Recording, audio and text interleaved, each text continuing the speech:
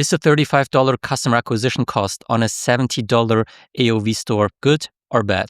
If you're running an e-commerce brand and you're stressed every time your customer acquisition cost creeps up above $30, this video is going to settle that for you. My name is Andrej and I run a growth agency called HoloGrowth. And we basically spend our entire day inside Meta ads and Google ads for brands similar to yours. And the question I get in almost every single call is, our customer acquisition cost is $30, $35, $40. Is that good or is that bad? Can we actually scale this? In this video, I'm going to show you exactly how we answered that question for a real brand with a $70 average order value. First, I'll pull up a simple sheet and rebuild their unit economics so that you can see the real math behind good or bad customer acquisition cost. Second, I'll give you a stupid simple set of rules where you can plug in your own AOV, margins, CAC, and really figure out how much you can really spend to acquire a new customer. And third, I'll show you the one threshold I really look at before I really tell a client that they're not ready to scale using paid traffic. By the end of this video, you won't ever have to argue again on Twitter or with your agency about whether your customer acquisition cost is good or not. You'll have your own number and you'll know exactly how aggressive you can be at scaling up your ad spend and growing your brand. So let's jump into the breakdown. So let's start with question number 1. Is a $35 customer acquisition good? And first of all, that question in theory is completely wrong, because in the end, it comes down to what are your numbers? What are your margins? What is your AOV, LTV? And how much can you really afford to scale your business and to afford a new customer to get into your business? There are some companies that have to acquire a new customer for $10, $15, $20. And there are other companies that can spend hundreds of dollars for every new customer that comes into the door, and they can still scale profitably. So this one business that I was talking to last week had a $70 average order value. So on average, every customer that came into the business would spend $70 on the first order. The new customer AOV and the returning customer AOV was pretty similar. They were both $70. With that, the brand owner felt pretty confident at $20 to $25 customer acquisition cost. And the closer the customer acquisition cost would get to $30, $35, the more stressed he became. So $20 to $25 was a healthy customer acquisition cost to him.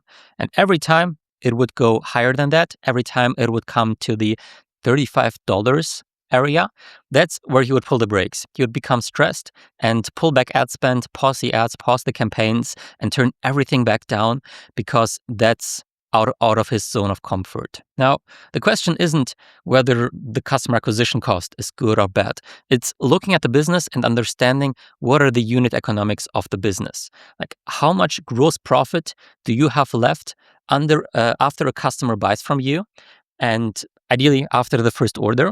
And then how much more does the customer spend over the next few weeks and months with the business? So how does the customer lifetime value and the customer lifetime gross profit develop over time? So let's look at a simple example. Let's say, again, the average order value is $70. And then your cost of goods sold, so how expensive the products are that you're selling, those are 40%. So you have 60% gross margins and 40% COGS. Those are pretty average, pretty good numbers. So it costs you $28 in product cost and you get $70 of revenue out of that. That means your gross profit per order is $42. That is the gross profit per order. And that is the maximum ceiling that you could spend to acquire a new customer if you want to make sure that your first order profitable. If you want to make sure that when you acquire a new customer, you don't make a loss right away, you don't lose money from that, but you're actually profitable from that, you have to look at those $40. And that is the maximum that you can spend. Obviously, that still doesn't factor in any overhead costs, any fixed costs, any salaries that you're paying. That is just looking at the COGS in comparison to the customer acquisition cost. Let's quickly walk through some scenarios, some customer acquisition cost maths that for a business like that could make sense. So let's start with a feel-good scenario. That's where you're chill, everything is nice, the founder is not stressed at all. That's where you have the CAC of, let's say, $20, And with that, you have the gross profit of $42. And that means that after you acquire the customer, after the acquisition cost, you still have you still have profit of $22. That is your acquisition profit. And that means, after you've acquired the customers, after you've subtracted the COGS, you still have $22 left. That's where everyone feels safe. You still have enough margin left to pay everything else. You can scale, and it's great. But the problem is, a lot of brands and a lot of clients can never get there. Like, it's very, very difficult to acquire new customers that cheap, especially at scale. Maybe if you're a small business and you're just starting to run ads, spend 10 to 20, 30,000 per month on Meta ads, maybe those are the results that you're able to get. But the more you scale and the more you spend on ads, the more difficult it will be and the higher your customer acquisition cost will be. So most brands don't have the luxury of going after the feel-good model. So the second one is where it suddenly becomes a little bit more stressful. That's where the customer acquisition cost is $35. So 50% of the average order value. So on the Meta ads, you would see that you have a 2x return on ad spend from the ads. And with that, you still have the 42 gross profit of the order. So what you have left after the COGS. And with that, you already only have $7 left. So the profit of the order after the acquisition cost, after the COGS, is only $7. And that's where it already gets quite slim. And with those $7, you obviously have to pay a lot of other things. All the salaries, all the overheads, fixed costs, like everything that is not directly involved in the COGS or the acquisition cost, the ad spend, that's all from those $7. And that's where most founders usually start to get stressed. And then we have the third scenario, and that is the oh shit scenario. And that is once your customer acquisition cost is even higher than that. And that's where a lot of brands, especially when it comes to subscription supplements and those kind of brands, land on.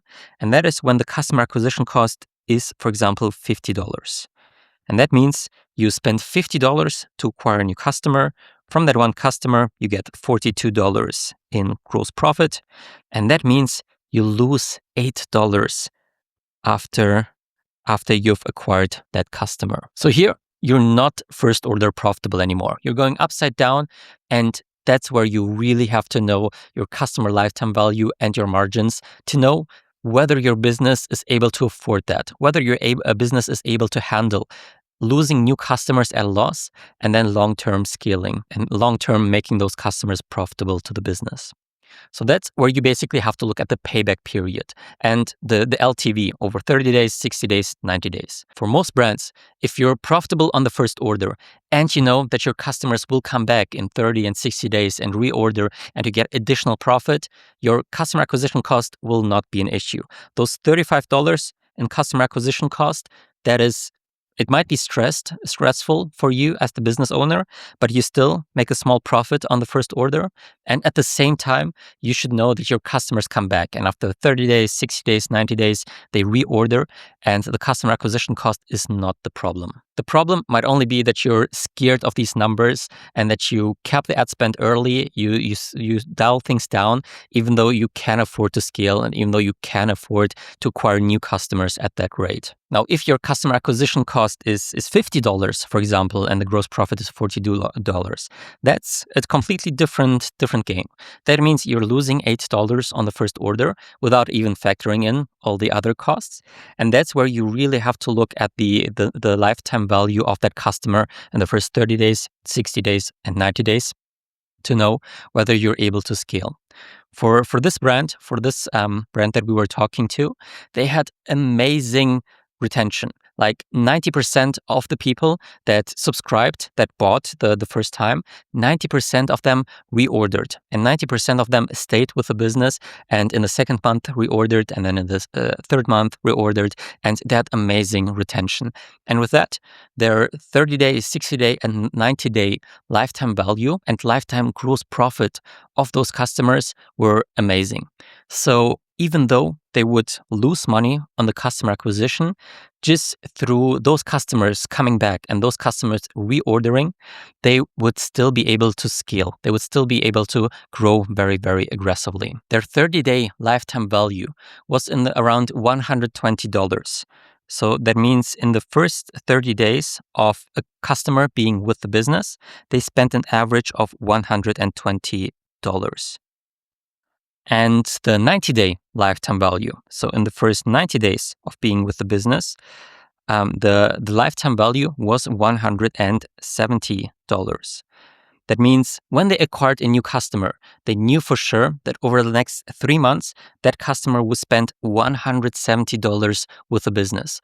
And with that, even with the losing $8 on the first order on the customer acquisition, they know that that customer will come back, will reorder, and over time, the lifetime gross profit of that customer will completely outweigh the cost to acquire him. At that point, you basically have to decide how aggressive are you willing to go? How aggressive can you scale the business? And what kind of cash flow issues can the business support? Because obviously, the longer the payback period, the longer it takes for the customer acquisition cost to be back in the business as profit, the more risky it is, and the more cash flow issues you can have long term as a business. Because you basically pay to acquire a customer today, and then you wait 30 days, 60 days, maybe 90 days, some businesses even 180 days or longer until that customer acquisition cost is back in gross profit. Usually, I recommend having a payback period of maximum 60 days. And even that is already for a lot of businesses quite aggressive. The dream scenario is to be first order profitable. That means when you acquire a new customer, based on the gross profit, the margins, you are profitable right away. And that customer pays for the customer acquisition cost, for the COGS, and you have some money left over for everything else. That is the dream scenario. The second one is that you have a 30-day payback period. That means you acquire a new customer, and in the first 30 days, they spend enough with the business that the gross profit pays for the customer acquisition. And with that, you will not really have any cash flow issues because basically every business is able to wait for 30 days and get the money back, because even on a credit card, you get interest-free money for 30 days. You don't have to worry about it. And then if you want to be even more aggressive, or if your business model is not able to do that, then you could even go to the 60-day payback period. That means you spend money today to acquire a customer, and you know that in 60 days, that customer will be profitable for the business. There are a lot of brands that have way longer payback periods, and they're willing to acquire a new customer at a loss, wait a year, 2 years, 3 years, and then the customer will become profitable. But that only works if you have investors on board, you have a lot of money to spend, and you're not reliant on the cash flow, on the money. And most of the brands that we talk to, most of the clients that we work with, they can't afford that. They don't want to afford that. They're bootstrapping their e-com brand and growing it, and want to make sure that they do that profitably, sustainably. So for those, it's the first order profit, 30-day or maximum 60-day payback period. I want to write down 3 simple decision rules based on which you can decide whether you're able to scale up the ad spend, whether you can be more aggressive, or whether you should hold off for now and not scale. So if the first order gross profit is higher than the customer acquisition cost, then you can scale. I mean, you know that from the first order that you get from a customer, you have the customer acquisition cost back into the business. That means you can scale. You will not have any cash flow issues. Obviously, you have to make sure that all the other costs of the products are taken care of, that the overhead, fixed costs, whatever, that those are all managed. But generally, just from a customer acquisition standpoint, you can scale. And that is the perfect business model, perfect scenario. It works. If the first order gross profit is lower than the customer acquisition cost, then you have to look at a few different things. If the payback period is below 30 days, that means you can usually scale, because that means you only have to wait 30 days until you get the money back, the customer acquisition cost back, and most businesses can handle that. If it's between 30 to 60 days, that is where you have to become a little bit more careful. That it depends on your risk profile, how aggressive you want to scale, how much you can handle the cash flow of the business, and that's where you decide. You can scale, but you have to be more careful. And then if it's above 60 days, that is where you should not scale.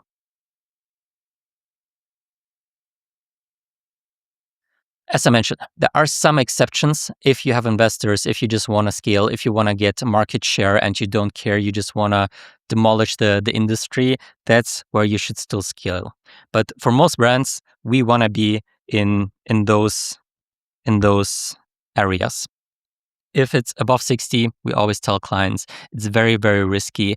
We can scale if you want to, but it's usually not we don't recommend it. So going back to the initial calculation, if your average order value is $70 and you're acquiring you're acquiring new customers for $35, slightly more than that, slightly less than that, and you have solid gross margins, and you know that customers will come back at least once over the next few weeks, months, and reorder, that means I'm pretty confident that you can scale. I'm pretty confident that you can scale up the ad spend, be more aggressive, acquire more customers at that rate, and you will not have many issues. If you're an e-com brand, anywhere between 50K to 500K per month, and you want me and my team to run this entire math for you and show you exactly how much you can spend to acquire a new customer, whether you're able to scale, whether you should not scale, and what are the issues that you should fix before you can ramp up and be aggressive, then sign up for our free profit audit. We'll plug all of your numbers into our calculation sheets and figure out, based on your average order value, margins, LTV, and customer acquisition cost, what the guardrails should be, how aggressive you can be, and whether your brand can sustain long-term growth. There's a link in the description. Fill it out, and if you're a fit, we'll walk through the breakdown together.